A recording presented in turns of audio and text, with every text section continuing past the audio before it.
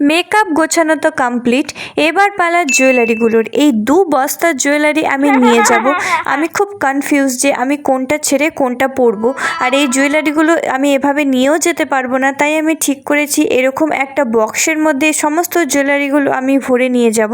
প্রথমেই নিলাম এই গোলাপি চুড়িগুলো, তার সঙ্গে নিয়েছি এই কালো চুড়িগুলো। এই চুড়িগুলো আমার নয়, এগুলো সুমনার। আর তার সঙ্গে নিয়েছি এই নীল ভেলভেটের চুড়িগুলো, আর তার সাথে নিয়েছি ব্ল্যাক পলিশের এই দুটো চুড়ি, এইটাও হচ্ছে সুমনার। তার সাথে নিয়েছি কিছু গোল্ডেন চুড়ি, আর এই দুটো চুড়ি আমার লাইফ সেভিয়ার, আমার যে কোনো আউটফিটের সাথে ম্যাচ করে যায়, তাই এগুলোকে তো ভুললে চলবে না। চুড়িগুলো রেখেই দেখি বক্সের অর্ধেকেরও বেশি জায়গা নিয়ে নিয়েছে। এবার চটপট জুয়েলারি অর্গানাইজ করা যাক।